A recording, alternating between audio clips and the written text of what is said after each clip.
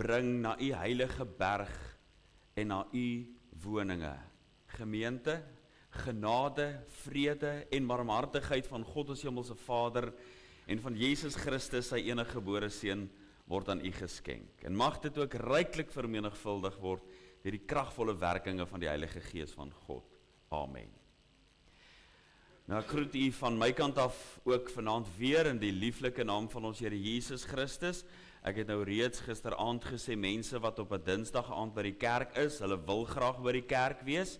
So ek weet elke een van u wat hier is hier nie uit dwang nie, maar u wil graag hier wees om die woord van die Here te verneem. En daarom is dit die gebed van my hart dat die Here ons deur sy woord sal verkoop en ook versterk.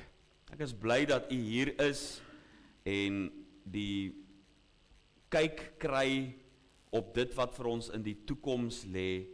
Ek bid dat as daar verdere vrae in u gemoed is u welkom om my te vra, maar self ook die woord te bestudeer. Uiteindelik is ons nie hier om net dinge te leer nie, maar ons is hier om God te ontmoet, om ons lewe so te rig dat dit eer op die naam van die Here sal bring. Wat help dit ons het al die kennis, maar ons lewe en ons harte bly onveranderd. Daarom is dit nodig dat ons die woord sal inneem, maar dat dit ons lewe sal verander. So, ons het nou reeds vir mekaar gesê, ons leef in hierdie teenwoordige tyd wat uitgedruk word op die kaart. As daar van u is wat nog nie so kaart het nie, daar agter is beskikbaar, u moet asseblief vir u een kry.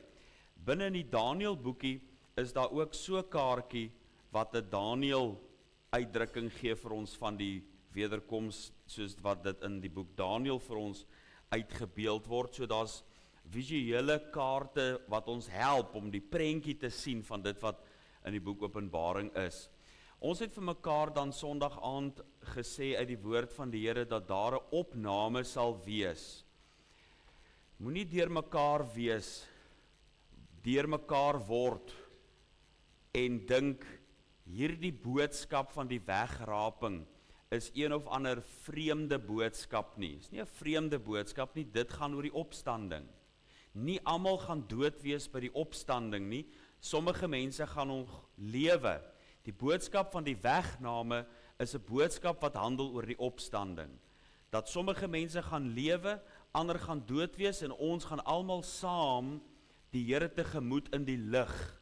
Ek het dit nou prakties probeer uitdruk om te sê, daar gaan mense, wanneer die opstanding plaasvind, sommige mense gaan in China wees, ander mense gaan in Australië wees, sommige gaan in Suid-Afrika wees. Hoe gaan ons almal in een oomblik by die Here uitkom? Selfs die mense wat nog lewe. Dis die boodskap van die wegraping, dis 'n dinamiese ingrype van God, waar hy ons almal op een plek in die wolke hom tegemoet in die lig, soos 1 Tessalonisense 4 vers 17 ons dan leer sê. Maar dan is daar 'n bruilof van die lam in die hemel, daar is ook die beloning by die bema wat gaan plaasvind, dis waarby ons gisteraand stil gestaan het, die krone wat uitgedeel sal word, wonderlike loon, die vergelding van die Here, nie noodwendig iets negatief nie, maar dit is iets positief, waarmee hy ons wil beloon.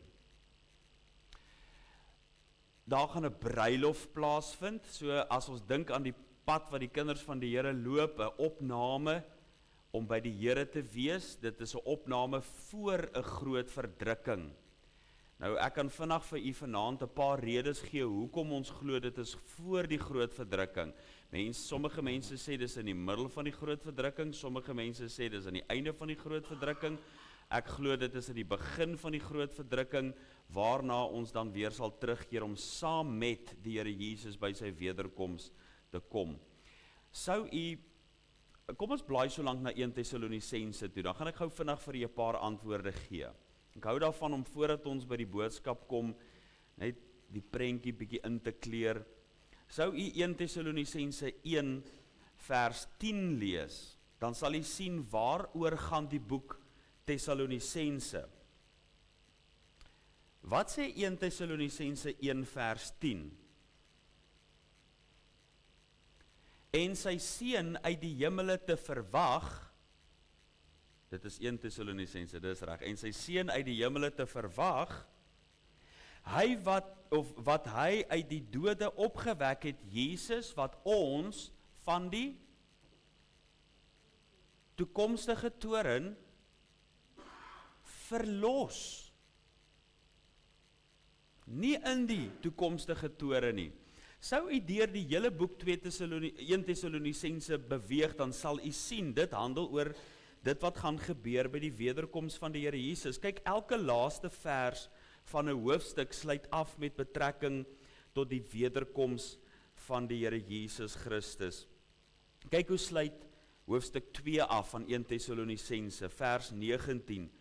Want wie anders as julle is ons hoop of blydskap of kroon van roem in die teenwoordigheid van ons Here Jesus Christus by sy wederkoms. Kyk hoe sluit hoofstuk 3 af, vers 13, sodat hy julle harte kan versterk om onberispelik te wees in heiligheid voor ons God en Vader by die wederkoms van ons Here Jesus Christus met al sy heiliges. En dan het ons mos nou gisteraand ook uit Sondag aand uit 1 Tessalonisense hoofstuk 4 gelees, wat praat daarvan dat ons by die opstanding in wolke weggevoer sal word die Here tegemoet in die lig.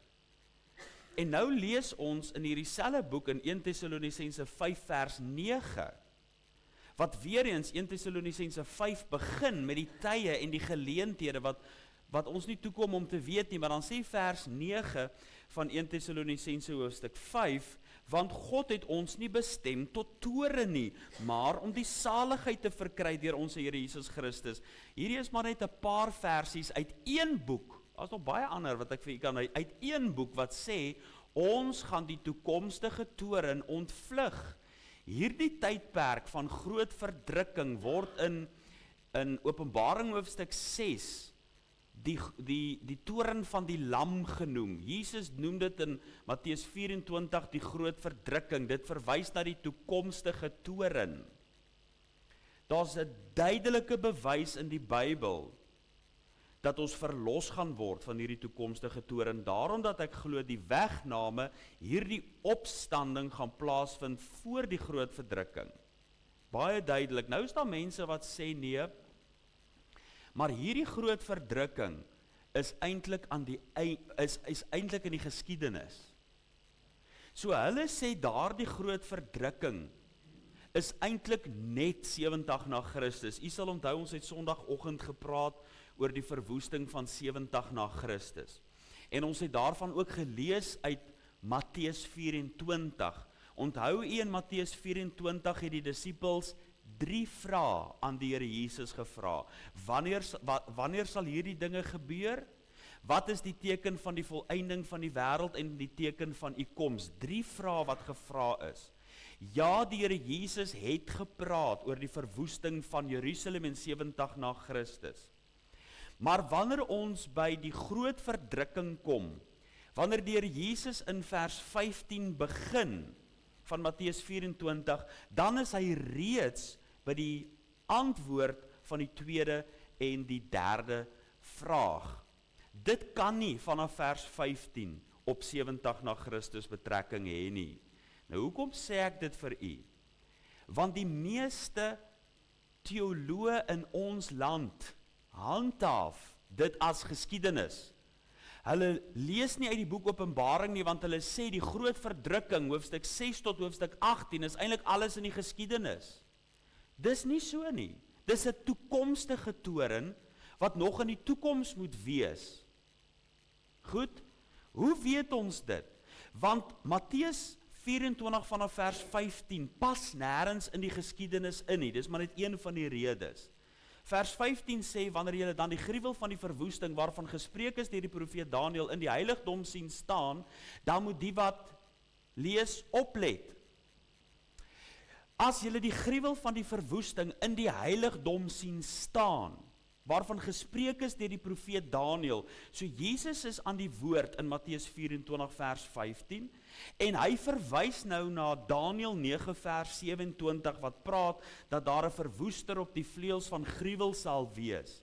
So as dit na 70 na Christus verwys, dan moet hierdie gruwel wat in die tempel gaan staan, niemand anders wees as Titus die Romeinse generaal.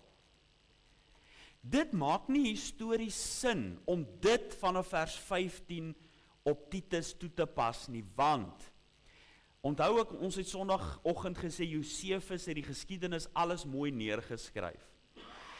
En hy het geskryf dat die inneem van die tempel was die laaste verset wat nog deur die Jode gebied is, of nog opstand.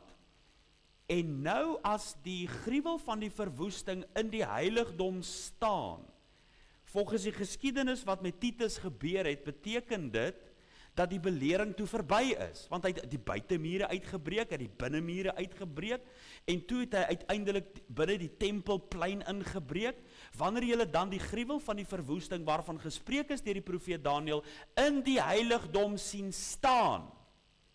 Nou sê die professore, nee, dit verwys nou na Titus, dis nie so nie. Hoekom? Want vers 16 sê, dan moet die wat in Judeas na die berge vlug. Hoekom moet hulle na die berge vlug as die oorlog verby is? Jy sien, dit pas nie in nie. Dit maak nie sin nie. Dan sê vers 21 van Matteus 24, dan sal daar groot verdrukking wees, soos daar nog nooit gewees het van die begin van die wêreld en ook nooit sal wees nie. Die belering van Jerusalem in 70 na Christus was nie die grootste verdrukking wat die wêreld nog gesien het nie. Dit was net in Jerusalem. Jesus praat hier van 'n verdrukking wat oor die wêreld sal kom. Dit is wat hierdie mense uiteindelik bid, wat onder die altaar met die breek van die 5de seël in Openbaring 6 vir ons gegee word, wanneer hulle bid, wanneer wreek die Here nie hulle bloed op die bewoners van die aarde?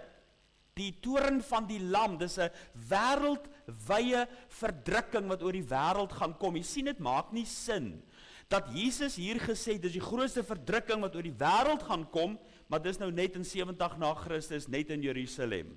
Jy sien, dit maak nie histories sin om te sê, dit het betrekking op 70 na Christus nie. En dan, hoe begin vers 29? Miskien kan jy hom vir ons opgooi, vers 29 van Matteus 24. En dadelik na die verdrukking van daardie dae, wat sal dan gebeur? Dis Matteus 24 vers 29. Wat sal dan gebeur? Dadelik na die verdrukking van daardie dae. Dan gee Jesus 'n beskrywing van wat gaan gebeur met sy wederkoms. Die wederkoms het nie plaasgevind in 70 na Christus nie. Hoor wat sê Jesus in vers 29, en dadelik na die verdrukking van daardie dae. Jy sien, dit kan nie op 70 na Christus betrekking hê nie. Hulle is verkeerd as hulle dit sê. Dis baie duidelik. Het ek vir u 4 redes gegee, hoekom vanaf vers 15 van Matteus 24 dit nog in die toekoms lê. Want dit maak nie histories sin om te sê dit is Titus nie. Dit maak nie histories sin in die lig van die oorlog, dan nadat die oorlog nou verby is, dan moet die nou eers in Judea vlug nie. Dit was nie die grootste verdrukking nie, en die wederkoms het nie dadelik na die verdrukking van daardie dae plaasgevind nie. Daarom sê ons dis 'n toekomstige toorn wat nog in die toekoms lê, en dadelik na die verdrukking van daardie dae sal die Here Jesus met sy wederkoms terugkeer. As jy nou vers 30 en 31 praat van die seun van die mens wat in die wolke van die hemel sal verskyn. So 4 redes hoekom ons glo Matteus 24 van vers 15 lê nog in die toekoms. Dit is wat hy sê in 1 Tessalonisense 1 vers 10. Jesus wat ons verlos van die toekomstige toorn. Dis 'n groot verdrukking aan die einde van die dae. Nou vanaand lees ons uit 2 Tessalonisense hoofstuk 2. Dit is 'n baie interessante studie om uit te vind waarom die Gees van God die Bybelskrywers geïnspireer het om die boeke wat hulle geskryf het te skryf. Sou ons Lukas bestudeer, dan skryf hy mos nou aan Theophilus. Dis 'n samevoeging van twee Griekse woorde, theos wat God beteken en phileo wat beteken lief. So hy skryf van Theophilus en dit beteken 'n liefhebber van God. En dan skryf hy oor alles wat Jesus gedoen het in kronologiese orde. Lukas het 'n ondersoek gedoen en hy's deur die Gees van God geïnspireer om alles mooi in orde te sit. Die boek Handelinge het Lukas ook geskryf aan Theophilus, die liefhebber van God, alles in orde wat die apostels gedoen het en hulle handelinge van die apostels. Sou ons Johannes hoofstuk 20 lees, dan sien ons Johannes skryf die evangelie van Johannes. Hy sê dit daar, dat ons kan weet, Jesus is God. Hoekom skryf hy 1 Johannes? Ek is seker daarvan, daar's 'n vers wat u baie goed ken. Ek wonder wie kan hom vir my gee? Iemand kan hom vir my gee. Wat is 'n baie bekende vers? Laat ek bietjie hoor. Dit het ek aan julle geskrywe, dat? Ek hoor die woord weet hier iewers, dis reg. 1 Johannes 5 vers 13 sê, vers 12 sê, dat as ons glo in die Seun van God, en as ons die Seun van God het, en dan skryf hy dat ons kan weet, dat ons die ewige lewe het. Daar's mos mense wat sê, ag jy kan nie regtig weet of jy die ewige lewe het nie. Dis hoekom die boek 1 Johannes geskryf is. Hy het dit geskryf dat ons kan weet. Hy sê in vers 4 van 1 Johannes, sodat ons blydskap volkome kan wees. Jy kan nie regtig blydskap hê as jy heeltyd onseker is oor jou saligheid nie. Dis al 'n verskriklike toestand om in te wees, as jy heeltyd wonder of jy nou hemel toe gaan. Maar dat jy blydskap volkome kan wees, dat jy kan weet dat jy die ewige lewe het, soos jy ooit wonder of jy die ewige lewe het, lees 1 Johannes. Petrus skryf byvoorbeeld vir ons in 1 Petrus 5 vers 12, dat hy kortliks skryf deur die getroue broeder Silvanus, 2 redes om ons te vermaan, en dat jy kan weet dat dit die ware genade van God is waarin jy staan. Jy sien, hierdie mense het swaar gekry. 1 Petrus 4 vers 12 sê, verbaas julle nie oor die vuurgloed van vervolging wat onder julle is nie. Vuurgloed van vervolging. In 1 Petrus 1 vers 6 staan daar dat hulle bedroef word onder allerhande beproewinge. Nou gebeur dit dat mense soms dink as dit swaar gaan met hulle, dan is dit seker omdat God kwaad is vir hulle, nê? Daar's soms mense wat sulke goed dink. Dis hoekom 1 Petrus geskryf is, dat mense wat al gaan het swaar met hulle, dat hulle kan weet dat hulle in die ware genade van God lewe. Gaan nie oor of het goed gaan met jou of sleg gaan met jou in die aardse dinge nie. Partykeer gaan dit baie sleg. Paulus is in die tronk in Rome en hy het die vrede van God in sy hart. Nou, hoekom is 1 Tessalonisense geskryf? Ek het alreeds eintlik die antwoord vir u gegee. 1 Tessalonisense, as 'n mens die vers kry, dan kom jy dit agter dat daar staan: broeders, ek wil nie hê dat julle onkundig moet wees met betrekking tot die ontslapenis nie. Dis hoekom hy die boek skryf.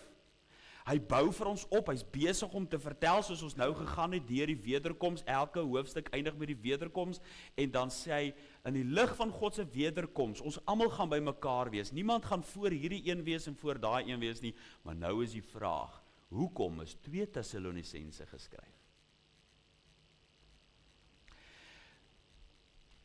As jy nou die stigting van hierdie gemeente gaan lees, as jy nou Handelinge 17 gaan lees, en jy sien hoe die gemeentes gestig is, hoe Paulus op sy sendingreis, dan was hy in Thessalonika gewees, hy het daar 3 sabbate deurgebring, en uiteindelik het die Jode in oproer gekom, en Paulus daar weggedryf, en hy het gevlug eintlik, en as ek reg kan onthou, het hy in Korinthe aangekom, en van daar af skryf hy nou 'n brief, om hierdie gemeente te onderrig, en die Jode kom agter, Paulus skryf briewe. Wat doen hulle toe nou? Hulle skryf toe hulle eie brief. Daarom wil ek sommige van u waarsku, wees versigtig vir apokriewe boeke. Wees versigtig vir boeke wat nou ewe skielik, maar dit kom ook uit die Bybelse tyd uit. Ja, daar was valse briewe geskryf. Dis briewe wat onder verdenking is. Soos dan nou mense, ekskuusie, nou gaan ek hier op 'n hele ander roete, soos dan nou mense wat sê, nee, maar het julle al die boek Henog gelees? Luister vriende, die boek Henog is 'n vervalsing, hou op hierdie goed glo. As die boek Henog oorspronklik was, waar het Henog geleef? Henog het nog voor Noag geleef. Hulle het in daai tyd nog nie skryfkuns gehad of papierus, rolle en goed wat hulle goed opgeskryf het nie. Jy sien, die enigste manier hoe ons vandag die boek Henog kon gehad het, is hy moes op die ark gewees het. Verstaan, dit maak nie sin nie. Mense glo hierdie goeters. Daar was valse briewe. Ewe skielik, nee maar ek het nou die boek Henog ontdek en nou dink hulle, o nee maar jy's ook 'n apostel en so die mense ingetrek. Wees versigtig, hulle het daai tyd ook valse briewe geskryf.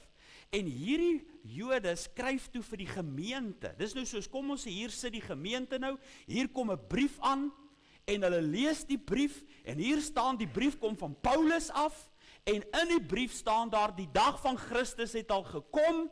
Julle is nou in die oordeel, jammer om van julle moeilikheid te hoor, julle het agtergebly, en die oordeel van God is op julle. Kan julle dink, wat 'n chaos was in daai gemeente gewees, toe hulle 'n brief kry van Paulus, wat sê, hulle het agtergebly, en hulle is nou in daai oordeel, en die oordeel van God is op hulle.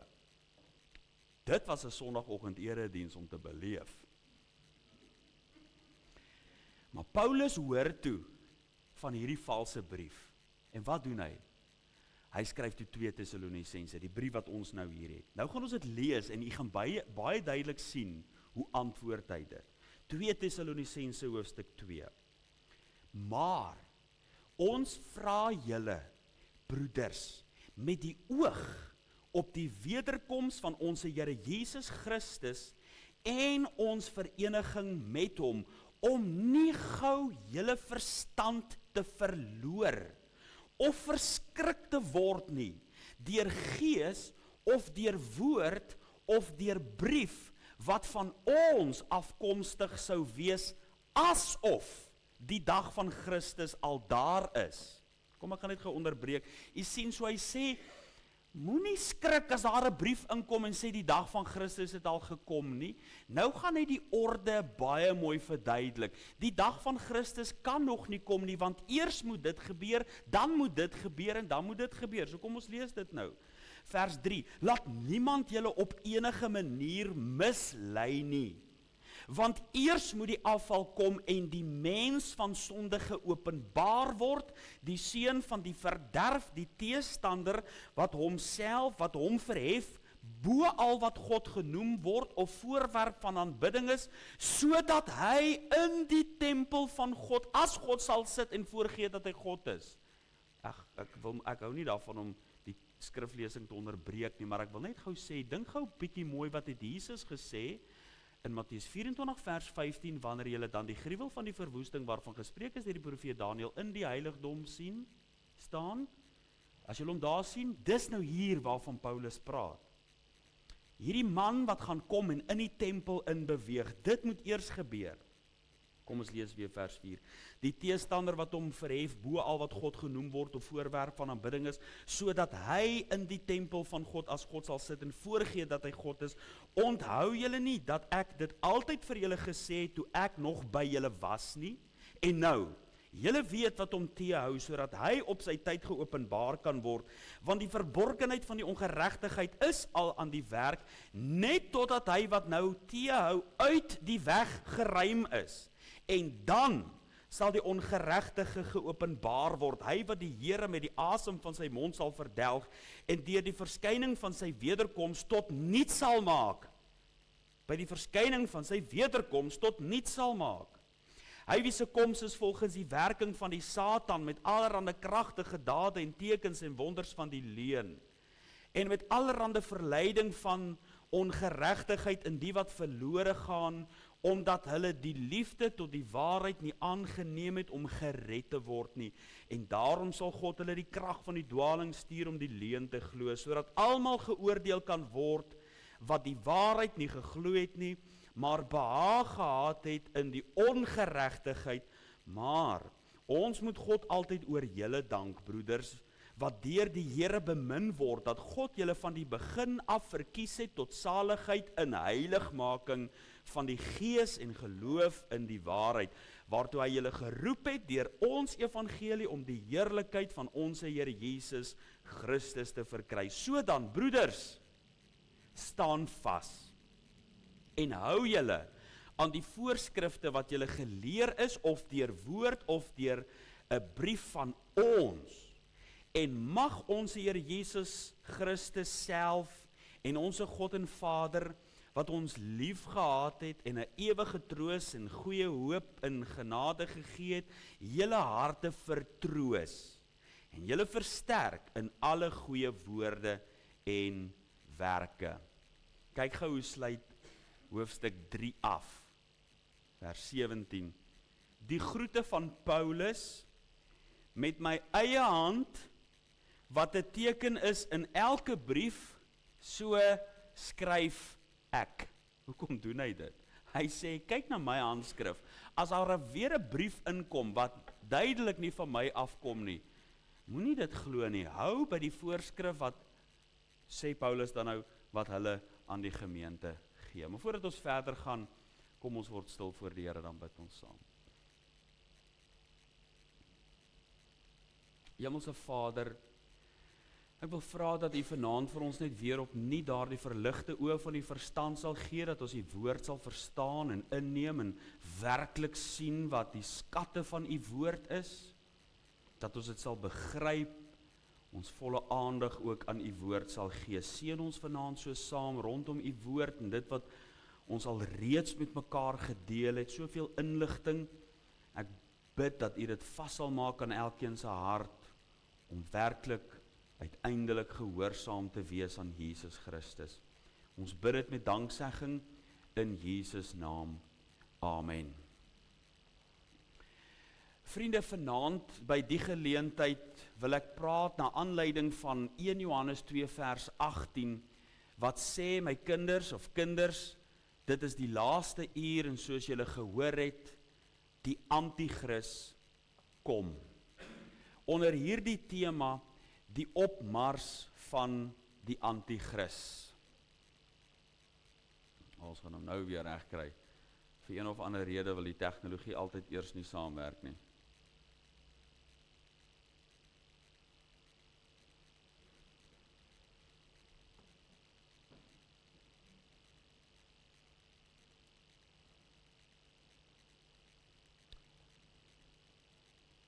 Wil jy hom nie vir my druk totdat hy werk nie, laat ek kan aangaan.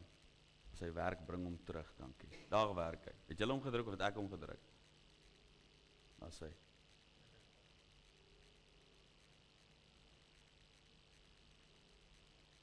Daar sê. Die opmars van die Antichrist.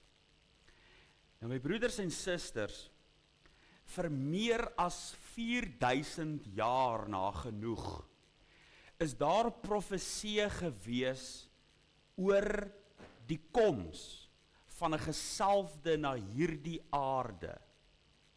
Dat hy sal kom, en die woord gesalfde in Grieks is die woord Christus en in Hebreëus die woord Messias.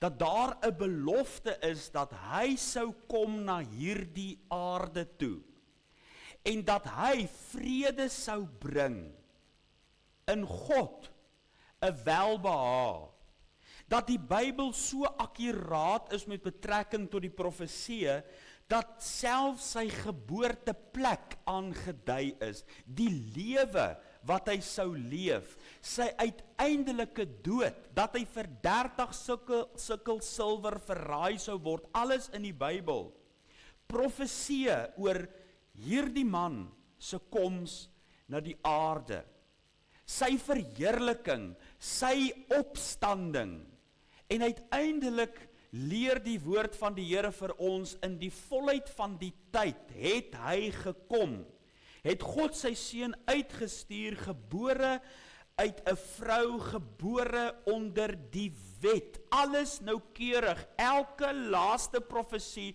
oor sy eerste koms na hierdie aarde, het net so in vervulling gegaan. Dit staan ons tot verwondering as ons dink aan God se almag, dat hy vir ons dit so ingegee het. Dis die woorde van die Here Jesus, wanneer hy ook geprofeteer het uit liefde en gesê het, dit het ek vir julle vooruit gesê.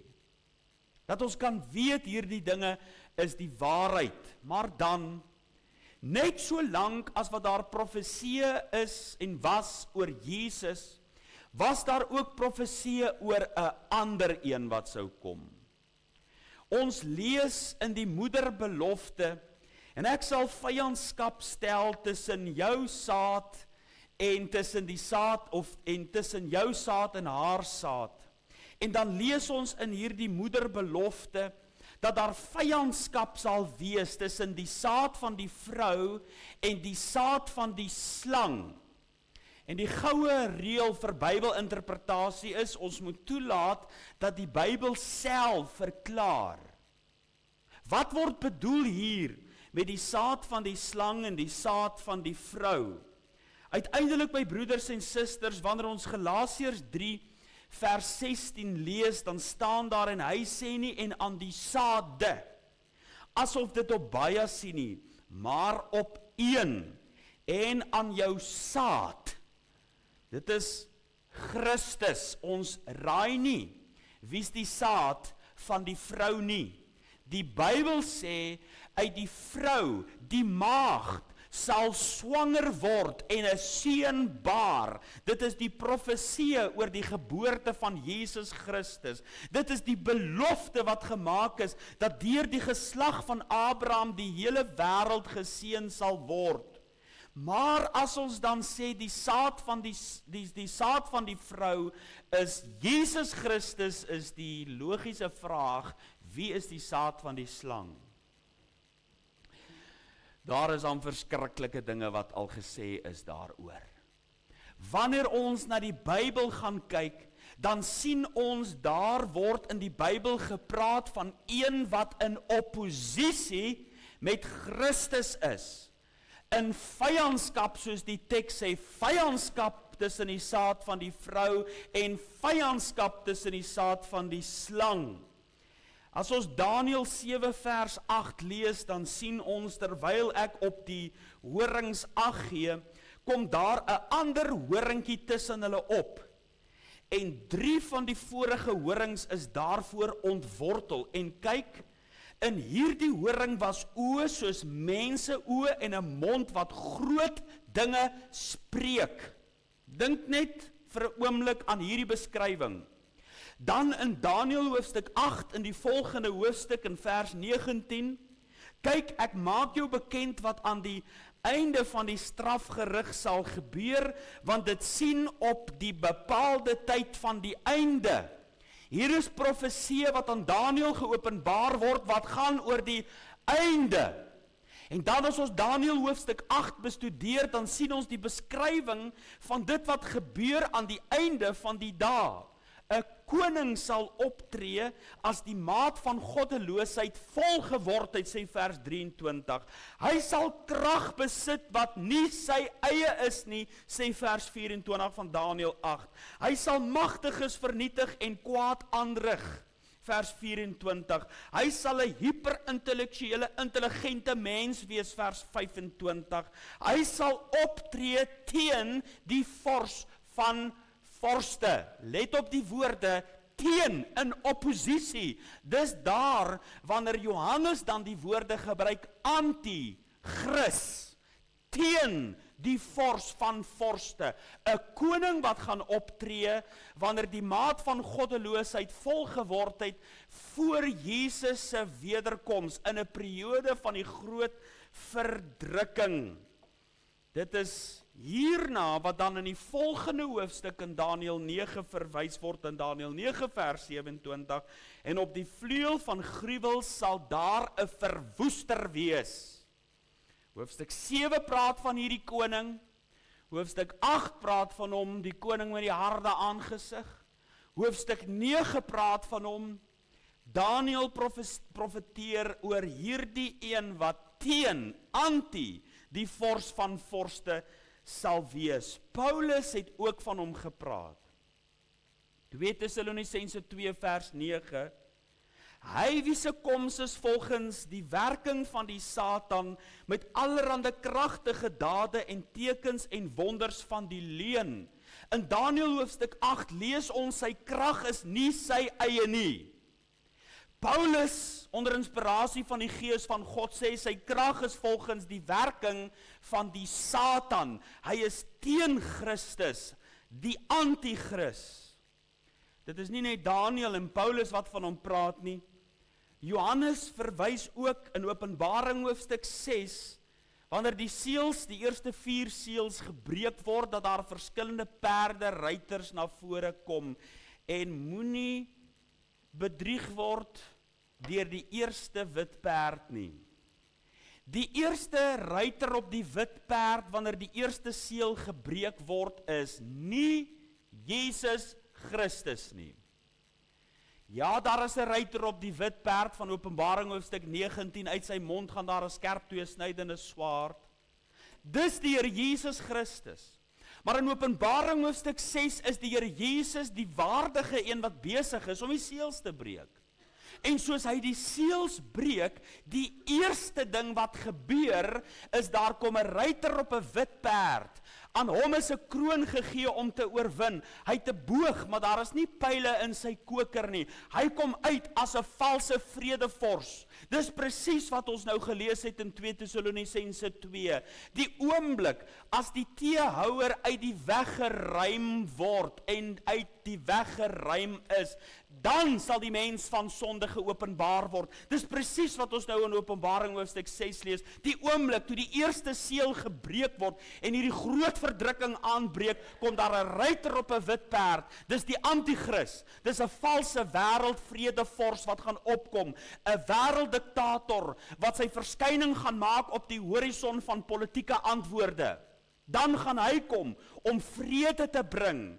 'n Groot verdrag sluit. Dis wat Daniel gesê het in Daniel hoofstuk 9. Hy gaan 'n sterk verbond sluit, hierdie valse vredevors. En nou vra ek vanaand vir u, soos daai wit perd, baie mense mislei om te dink, maar dit moet seker Jesus wees, as ons 'n ruiter op 'n wit perd. Wie verwag die Jode vanaand om te kom? Hulle verwag nog hulle Messias. En daar gaan 'n man kom en hulle gaan hom aanneem as hulle Messias. Uiteindelik lees ons in Openbaring hoofstuk 13 nog 'n beskrywing van die anti-Christ, dat hy 7 koppe het en 10 horings en 10 krone op sy 10 horings. As jy nou daar in Openbaring 17 gaan lees, dan gaan jy sien daar die horings verwys na nasies, dit verwys na konings. Op sy 7 koppe in naam van Gods lastering. Onthou, ons het nou gepraat van 'n klein horingkie in Daniel hoofstuk 7 wat uitgekom het. En hy het oë soos mense oë en 'n mond wat Gods lastering spreek. Dan lees ons van hierdie dier in Openbaring 13, sy lyf is soos 'n luiperd, sy pote is soos die van 'n beer en sy bek soos die van 'n leeu. En dit is 'n beskrywing terug na dit wat Daniel na verwys het, hierdie koning wat gaan kom aan die einde van die dae uit die nasies, soos Openbaring 17 sê, uit die see gaan hierdie wêreldleier opstaan en hy gaan al hierdie koninkryke, die koninkryke waarvan ons lees in Daniel hoofstuk 7, hy gaan dit alles vergestal, dit gaan alles in een wees, hierdie man wat gaan kom om die wêreld saam te snoer agter hom aan. Dis nie Daniel en Johannes en Paulus alleen wat van hom gepraat het nie. Jesus het ook na hom verwys. Wanneer ek dan vir u weer Matteus 24 vers 15 voorhou, wanneer julle dan die gruwel van die verwoesting waarvan gespreek is deur die profeet Daniel sien staan in die heiligdom, laat hy wat lees oplet. Jesus het gepraat van hierdie verwoester wat gaan kom waarvan gespreek is deur Daniel. Dis 'n toekomstige toorn wat gaan gebeur voor sy wederkoms. As u Johannes hoofstuk 1 lees, dan sal u sien, in Johannes 1 vers 11, hy het na sy eiendom gekom en sy eie mense het hom, dis reg, nie aangeneem nie. Hulle het hom verwerp. Jesus kom in die vlees, God kom in die vlees. En hulle verwerp hom. Dan lees ons in Johannes 5 vers 40, en julle wil nie na my kom om die lewe te hê nie. En dan net 3 verse aan, in Johannes 5 vers 43. Nadat Jesus gesê het, hulle wil nie na hom toe kom nie. Dan sê Johannes 5 vers 43, ek het gekom in die naam van my Vader, en julle neem my nie aan nie. As 'n ander een in sy eie naam kom, hom sal julle aanneem. Wie is hierdie ander een? Dit is die Antichrist, 'n ander een. Dis waarna Johannes verwys in 1 Johannes 2 vers 18. Die Antichrist. My broeders en susters, hy sal 'n persoon wees. Hy gaan nie een of ander rekenaar of stelsel wees nie. Hy sal 'n persoon wees. Let op hoe word hy beskryf in 2 Tessalonisense 2 vers 3. Die mens van sonde. Die seun van die verderf, 2 Tessalonisense 2 vers 3. Vers 4 noem hom die teestander, vyandskap tussen die saad van die slang en die saad van die vrou, vyandskap. Die een wat gaan optree teen die vors van vorste, die teestander. Vers 8 sê, die ongeregtige. Jesus noem hom die ander een. Daniël noem hom die verwoester. Wanneer ons na sy aksies kyk, dan sien ons in Openbaring hoofstuk 13, dat dit is waarna Daniël verwys het in sy aksies. Hierdie dier in vers 5 spreek Gods lasteringe uit. Hy onteer die heilige gawes in vers 6. Hy voer oorlog teen die heiliges vers 7. Hy sal selfs aanbid word, sê Openbaring 13 vers 8. Hy sal in die heiligdom staan, sê Daniël 9 vers 27. Nou kom die vraag van Jesaja 21 vers 11. Wagter, hoe ver is dit in die nag? En hierdie vraag word deur Johannes geantwoord in 1 Johannes 2 vers 18, kinders, dit is die laaste uur. Soos julle gehoor het, die Antichrist kom. My broeders en susters, soos ons weet, die Antichrist se wêreldryk is op hande. So weet ons dat die gees van die Antichrist nou reeds al aan die werk is. 1 Johannes 4 vers 3, en elke gees wat nie bely dat Jesus Christus in die vlees gekom het nie, is nie uit God nie, en dit is die gees van die Antichrist waarvan julle gehoor het dat hy kom, en hy is nou al in die wêreld. Die Antichrist moet nog kom, maar die gees van die Antichrist is al in die wêreld, soos die Heilige Gees in die kinders van die Here werk, om ons gelykvormig te maak aan die beeld van Jesus, om wederkoms gereed te wees, dat ons as 'n reine maagd voor Christus gestel kan word, soos die Heilige Gees in ons werk, om ons te verander en om ons te vernuwe. So is daar 'n ander gees in hierdie wêreld, die gees van die Antichrist wat die wêreldtoneel regskuif vir die in ontvangsname van die Antichrist homself. Die gees van die Antichrist wat besig is om deur die wêreld te suipel en besig is om die wêreld reg te kry vir 'n diaboliese leier wat sal kom aan die einde van die dae. Daarom dat hy nou al reeds werk om God uit die skole uit te kry, om God uit die skepping uit te kry, om God oralste te verban. Hy's besig om te werk, dat die mens nie meer dink aan God nie, soos dit was in die dae van Noag, soos dit was in die dae van Lot. Hulle het geëet en gedrink en getrou en geplant en gebou, en daar's niks verkeerd om te trou nie, daar's niks verkeerd om te bou nie, maar wat het hulle gedoen? Hulle het al hierdie goeders gedoen en nie aan God gedink nie.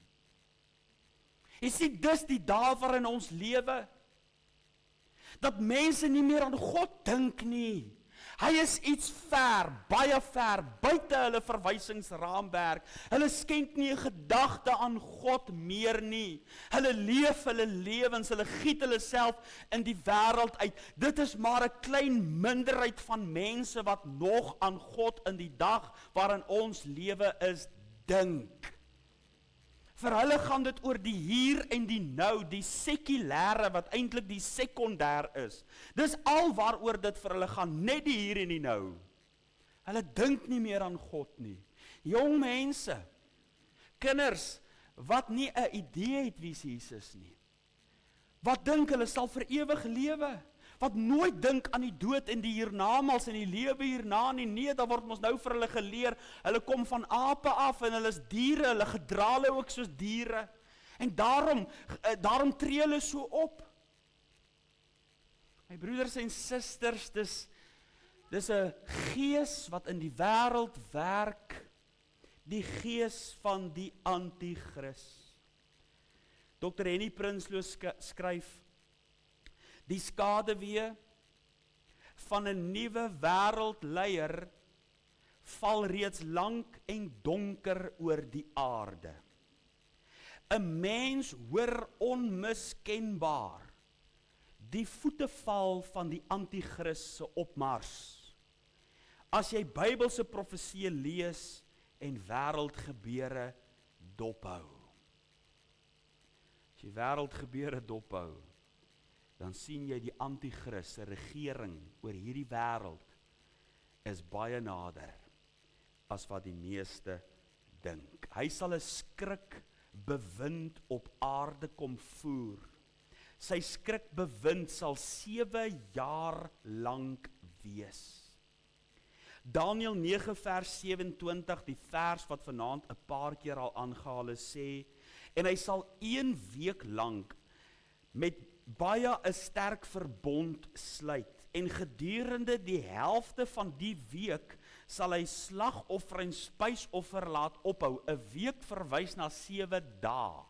Maar nou as jy die profesie van Daniël 9 gaan bestudeer, dan verwys dit na jaarweke, eintlik na 490 jaar van die woord wat uitgaan dat Jerusalem herstel kan word tot op 'n gesalfde. Dan word daar gepraat van wanneer 'n gesalfde uitgeroei gaan word, is 69 weke. Dan is daar 'n oorige 7 jaar wat nêrens nog in vervulling getree het nie, daarom dat ons na dit verwys as Daniël se 70ste week. Dis 'n toekomstige toren wat nog wag. As jy meer daarvan wil weet, die wiskunde daarvan word in een van die boekies uitgedruk.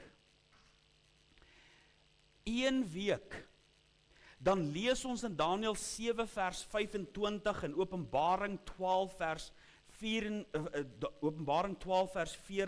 van 'n tye en 'n halwe tyd. Ons lees in Openbaring 12 vers 6 van 1260 dae, dis presies 3,5 jaar. 'n tye en 'n halwe tyd is presies 3,5 jaar. Dis 7 jaar wat in 2 dele in die middel van hierdie profetiese week wat 7 jaar lank is, gaan die anti-kris verander. Hy gaan kom as 'n vredevors, hy gaan 'n valse vredevors wees. Maar dan gaan die wit perd verander in 'n 4 rooie. Dan gaan aan hom 'n swaard gegee word. Dan gaan daar dood wees, dan gaan daar moord wees, dan gaan daar pestsiektes wees. Die dood en die doodryk sal hom volg. 'n Beskrywing van sy skrikbewind. Sy vredesverdrag gaan verander wanneer hy uiteindelik kom in die naam van vrede, maar dit sal van korte duur wees. Hy gaan kom met antwoorde vir die Midde-Ooste. Hy gaan kom met antwoorde vir wêreldwye vrede, maar dan gaan sy ware kleure geopenbaar word in die middel van die groot verdrukking, wanneer hy homself as God gaan verklaar. Want wanneer hulle sê vrede en veiligheid, soos 1 Tessalonisense 5 vers 3 sê, dan oorval 'n skielike verderf hulle soos die barensnood 'n swanger vrou, en hulle sal sekerlik nie ontvlug nie, wanneer hierdie wêreld uiteindelik op die punt gekom het waar hulle Christus verwerp het, die anti-kris aanvaar het, dan gaan 'n skielike verderf hulle oorval en hulle sal nie ontvlug nie. Dan gaan die oordeel van die lam op hulle wees, wanneer hy sy wraak en grimmigheid gaan uitoefen op die bewoners van die aarde. 'n Skielike verderf, wanneer hulle sing vrede, vrede, dan gaan dit oor die wêreld kom. 'n Skok wat hierdie wêreld in sy fondamente gaan ruk. Hy sal homself as God openbaar, sê 2 Tessalonisense 2 vers 4, die teestander wat homself verhef bo al wat God genoem word of voorwerp van aanbidding is, sodat hy in die tempel van God as God sal sit en voorgee dat hy God is. Dit is dan wanneer die Israeliese oë gaan oopgaan, hulle wat hom eers aanvaar het, en wanneer hy hom as God gaan aanstel in die tempel, gaan hierdie mense se oë oopgaan, en hulle gaan hom verwerp en sien, Jesus was uiteindelik nog al die tyd hulle verlosser. Die groot verdrukking is die uitvoering van God se plan met Israel. Ons lees in Romeine hoofstuk 11, dat God nog 'n plan het met Israel, en dat 'n oorblyfsel gered gaan word. Waar gaan dit gebeur? Dit gaan in daardie tyd gebeur. Ons het Sondagoggend vir mekaar gesê, Israel is besig om terug te keer uit hulle internasionale verstrooiing. Hulle politieke herstel is besig om plaas te vind, maar hulle geestelike herstel het nog nie plaasgevind nie. In daardie tyd, wanneer die anti-kris uiteindelik van gedaante gaan verander, gaan hierdie volk se oë oopgaan, en gaan hulle agterkom, Jesus was nog hulle Messias al die tyd. Dan lees ons van die duiwel in Openbaring hoofstuk 12, wat met geweldige woede op hulle gaan neerdaal. U ken en het al gehoor van Petra, miskien 'n plek waar hulle gaan verberg word, waar hulle uiteindelik veilig gehou gaan word. Dis alles in hierdie tyd van groot verdrukking voor die wederkoms van die Here Jesus Christus. Maar dan lees ons uiteindelik dat hy gaan een wêreldregering op die been bring. Openbaring 13 vers 3, en die hele wêreld het verwonderd agter die dier aangegaan. Vers 7 van Openbaring 13 sê, aan hom is mag gegee. My broeders en susters, die wêreld is besig om koorsagtig te werk na 'n nuwe wêreldorde. 'n Nuwe wêreldregering. As jy 'n paar jaar van tevore gepraat het van 'n nuwe wêreldorde, dan het hulle gedink, nie al jou varkies is op hok nie. Hulle het gedink, iewers is 'n skroef los, jy's met die maan gepla. Dis nie meer so nie. Dis nie meer 'n geheim nie. Dis in die openbaar, dat hulle werk na 'n nuwe wêreldorde. So het die oud president George W. Bush dit al gesê, dat hulle 'n wêreldorde beplan. Ek het die video's en die data gesien waar Barack Obama van Amerika gesê het, hulle wag vir die nuwe wêreldorde. Hulle soek daarna 'n nuwe wêreldregering. Hulle is besig om koorsagtig daartoe te werk. Die Afrika-Unie, die Verenigde Nasies, die Europese Unie. En nou as jy Daniël hoofstuk 11 gaan lees, dan sien jy voor Jesus se wederkoms gaan die wêreld in twee verdeel. In die poging om die wêreld een te maak, gaan daar twee groot moondhede aan die einde van die dag kom. En as jy Daniël hoofstuk 11 lees, dan sien jy daar word gepraat van die koning van die suide en daar word gepraat van die koning van die noorde. En enige iemand wat die wêreld gebeure dophou, weet dat dit presies in die dag waarin ons lewe besig is om te gebeur. Die wêreld is besig om in twee te skeer. Daar is die NATO-lande en daar is die BRICS-lande. En hulle is besig om die wêreld in twee te neem. Die koning van die noorde wat verwys na Rusland en wat verwys na sy bondgenote, en die koning van die suide wat in Daniël 11 se tyd nog 'n verwysing was na Egipte, wat sy verbondskap in Rome gekry het met die Romeinse Unie. Daardie wêreldryke is besig om op te staan. Jou Bybel het gesê in Daniël hoofstuk 11, die wêreld gaan in twee gedeel word. Hulle is besig om te werk na 'n een wêreld. Hulle soek 'n een wêreld. Paar jaar gelede was dit net bespiegelinge. Dis nie meer so nie. Grenslyne verdwyn, grense tussen volkere, tussen kulture, tussen landsgrense. Taalgrense word afgebreek. Daar word gesoek na 'n een wêreld regering. Wêreldleiers wat daartoe werk, waarom soek hulle dit? Hulle gaan sê, ons soek 'n veiliger wêreld. Ons soek nie dinge wat ons meer verdeel nie. Een wêreldleier, een wêreldparlement wat al reeds daar is, een wêreldregering, een land, een volk, een nasie, almal wêreldburgers. Vernietig die wapens van massavernietiging, ons is almal een, moenie eng en bekromp en verkrampagtig dink nie of bekrampagtig. Jy moet jouself sien as 'n wêreldburger. Moenie nasionalisties wees nie, dink internasionalisties. Jy moet 'n kosmiese bewussyn ontwikkel dat almal een is en gelyk is. Hulle is besig om daartoe te werk. Hulle is besig om hulle doelwitte te bereik. Die kerke word daarvoor ingespan. Die sosiale maatskaplike omgewings word daartoe ingespan. Te werk na 'n een wêreld, 'n een wêreld godsdiens. Sy skrikbewind en hulle het die draak aanbid en die dier wat hom mag gegee het hulle aanbid, sê vers 4 van Openbaring hoofstuk 13. Die kerke, my broeders en susters, as ek hulle kerke kan noem, is besig om te werk na ekumeniese liggame. In 1948 alreeds het die Wêreldraad van Kerke se ontstaan gehad. En ek dank die Here dat hierdie kerk om daarvan distansieer. Nie deel is van die Wêreldraad van Kerke nie. Hulle sê weg met dogma, weg met leerstellings, ons almal is maar net een. Hulle lees in 1948 die Wêreldraad van Kerke is een kerk vir een wêreld. My broeders en susters, net nou die dag, hier op Stellenbosch praat ek met 'n professor oor missiologie, en hy sê vir my, o nee, die missiologie professor is nou hier iewers op in Afrika, hulle is besig nou met intergeloofsaanbidding. Hulle is besig met intergeloofsaanbidding op die synode van 'n kerk, net nou die dag. En ek praat nie nou kerkery nie, ek sê net vir u wat in die nuus alreeds vir almal beskikbaar is. Was die punt op die synode dat geloofsaanbidding nou binne die kerke moet gebeur. As jy dink die kwessie gaan nog in die kerk oor homoseksualisme en die klas van dinge, is jy al lankal by dit.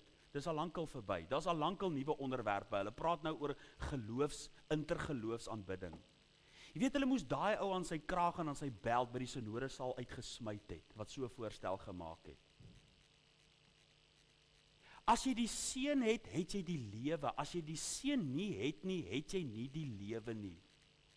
Daar's mos nou hierdie kombinasie geloof van Chrislam. Dis nou Islam en Christendom wat nou saamgevoeg word, Chrislam. So hoor ek die dominee daar, of die pastoor Brian someone van Australië, van die Hillsong Kerk, wat sê, ons en die moslems aanbid eintlik mos maar dieselfde God. Dis nie so nie. 'n God word nie gedefinieer aan die spelling van sy naam nie. Die Koran sê, dat Allah het nie 'n seun nie. Die Bybel sê, God het 'n eniggebore seun. Dis nie dieselfde nie. Die Koran sê, dat iemand het in die plek van Jesus, dis nou hulle beskrywing van die profeet Jesus, wat hy is vir hulle sê iemand het in die gelykenis van Jesus gesterf in Jesus se plek. Die Bybel sê Jesus het in ons plek gesterf. Dis 'n radikale verskil. Die God van die moslems en die God van die Christene is nie dieselfde God nie. Maar dis wat hulle verkoop. Hulle is besig om te werk na een wêreld godsdiens. Maar hulle is besig ook, daar's nog baie wat ek vir u kan sê oor dit, daar's ook besig om te werk na een wêreld geldstelsel. Dit is nie meer nuwe nuus nie. En hy maak sê Openbaring 13 vers 16 tot 18, dat almal klein en groot en rykes en armes en vrymense en slawe 'n merk op hulle regterhand en op hulle voorhoofde gegee word, sodat niemand kan koop of verkoop nie, behalwe hy wat die merk of die naam van die dier of die getal van sy naam het. Hier kom die wysheid te pas, wie die verstand het, laat hom die getal van die dier bereken, want dit is die getal van 'n mens en sy getal is 666. Hier word gepraat van 'n wêreld wat genommer gaan word, wêreldbevolking wat genommer gaan word, en sonder daardie getal gaan jy nie kan koop of verkoop nie. Daar is natuurlik oor die jare baie spekulasie hieroor gewees. Ek onthou toe ek klein was en hulle was besig met die ontwikkeling, toe het hulle gepraat oor die smart kaart.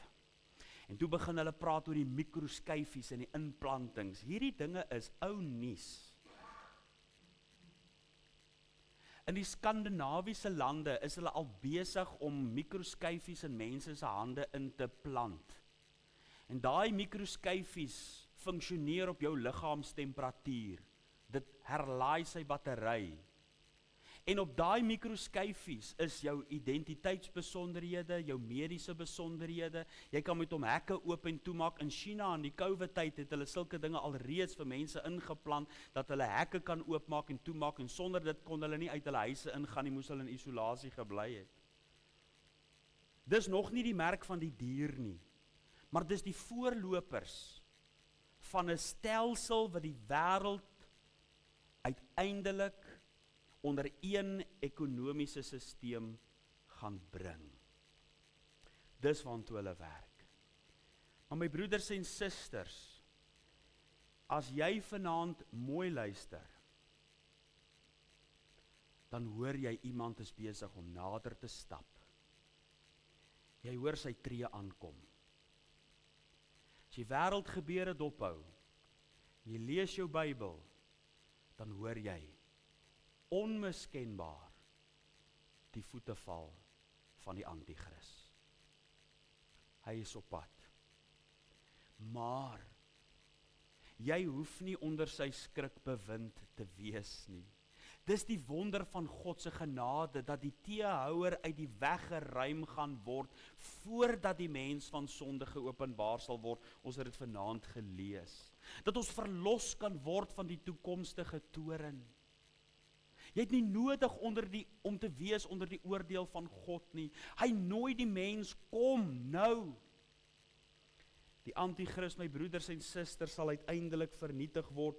Daniël 8 vers 25 sê dit, dis 'n prentjie van Daniël hoofstuk 2 van Nebukadneser se droom, maar ek lees vir u Daniël 8 vers 25, en op grond van sy slimheid sal hy met geluk bedrog pleeg, en hy sal groot dinge onderneem in sy hart, en baie mense onverwags vernietig, ja optree teen die vors van vorste, maar hy sal sonder toedoen van mensehande verbreek word. Môre aand gaan ons praat oor die slag van Armageddon. Wat gaan daar gebeur? Vanaand se uitnodiging nog 'n kans, nog 'n geleentheid. As hier iemand is wat sê, maar ek wil graag daardie vrede hê wat alle verstand te bowe gaan. Daar agter is nog stap vir stap boekies. Kry na die tyd by Dominee Andrew 1, lees hom. Dis verniet, kry vir jou daar een.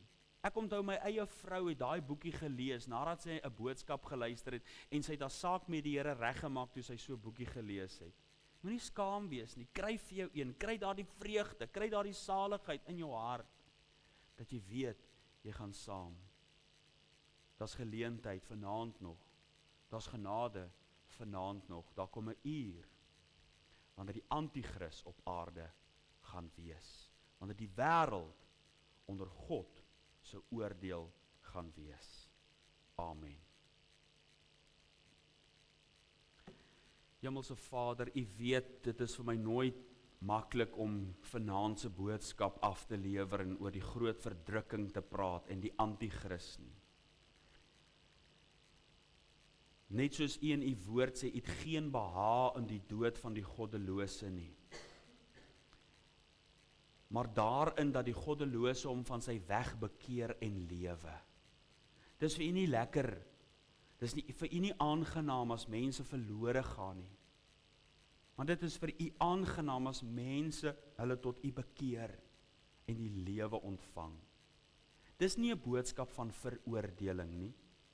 Dis 'n boodskap van liefde wat die wêreld waarsku van sy verkeerde weë. Miskien sit hier vanaand iemand wat in hulle hart nie daardie vrede het nie. Die boodskap is nie daar om hulle bang te maak nie, maar in liefde uit te nooi na 'n reddende saligmaker wat met oop arms staan, wat sê kom, ek sal jou red. O, ek bid vir iemand vanaand hier vir daardie redding. Ek kan hulle nie red nie, ek kan hulle nie manipuleer en forceer nie, maar as hulle vanaand daardie keuse wil maak, dryf hulle uit. Dat hulle daardie boekie lees, bestudeer, nie neersit totdat hulle daai vreugde het nie, of agterbly, 'n plan maak. Ek bid, Here, dat u dit vir so iemand sal doen. Ons vra dit in Jesus naam. Amen.